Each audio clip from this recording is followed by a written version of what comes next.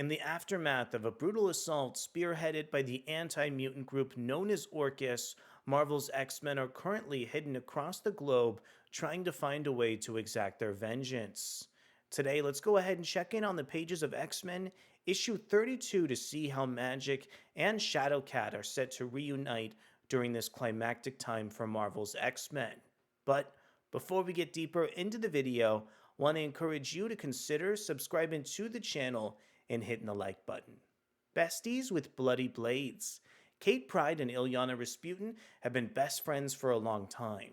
They've had good times, they've had bad times. One thing they can always agree on, stopping anti-mutant bigots' heads. So X-Men issue 32 is still written over from Gerry Duggan, featuring artwork from Phil Noto. We have letters from VC's Clayton Cowles, designed from Tom Muller and Bowen. And in addition, the cover is still illustrated over from Joshua Cassara as well as Marte Gracia. Really like the way that both Kitty and Illyana are basically reinvoking their friendship in the midst of the FallofX storyline over at Marvel Comics. Also, want to extend a big thank you over to Adventures in Poor Taste and preview some of Phil Noto's pages over in X-Men 32. So I really appreciate how this issue kicks off with the Lighthouse Keeper towards the opening pages here, especially as we get to see him mounting his direct counter-assault against Orcus as well.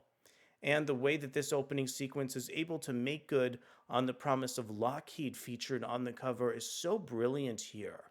The way that Phil Noto is able to implement some of the facial expressions from the Lighthouse Keeper and the smug way that he addresses these Orcus agents is just a stroke of genius over on the comic book page. I really think that Phil Noto and Gerry Duggan have an excellent working relationship over the course of these X-Men sequences and are able to create great moments of humor in some of these moments within the narrative here. Another element of X-Men 32 that I find incredibly compelling is the way that Magik's eyes are sort of fueled by this nanite restriction towards her powers as well. I also think that this bleak outlook and really violent scenario does a great job mirroring what we've seen Kitty Pryde in circumstances really earlier within the scope of the FallofX storyline, especially within the pages of the core X-Men title. It feels like FallofX has had a really strong thematic implement over on the core X-Men suite of titles, creating stakes and scenarios that are just so violent for our various characters. The way that Phil Noto was able to capture this big panel with both Magik, this mysterious character, and Kitty Pryde was just a beautiful moment within the course of the issue that also evoked a really nice moment of levity in the midst of this really tense storyline for the X-Men characters as well. Also, I really like how Phil Noto was able to depict some of the action sequences. There's a really great panel where Kitty is able to slice a Stark Sentinel with basically two swords as opposed to one. There's so many great sequences of movement where Illyana is able to infiltrate that youth center as well. Phil Noto is just so strong at depicting action sequences for characters and depicting really slow pieces of movement for these X-Men issues to feel as dynamic as they possibly can be.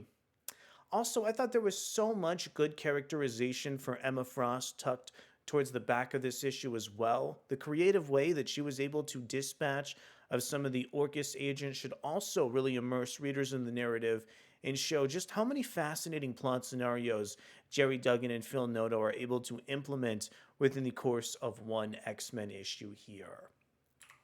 So at the end of the day, I think X-Men 32 is another phenomenal installment of this series, fleshing out so many disparate X-Men characters in interesting ways. I particularly thought that the characterization for heroes like the Lighthouse Keeper as well as Polaris were so fascinating amidst this X-Men story. I'm also so intrigued with the way that X-Men 32 was able to feature so many plot elements from Fall of the House of X. I hope these two comic books will continue to find as much connective tissue as possible and just create a really cohesive comic book line over for Marvel's X-Men characters.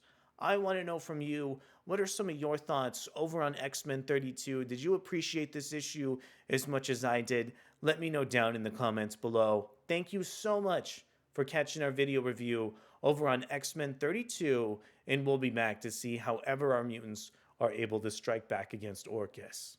Thanks so much, and I'll see you soon. Bye.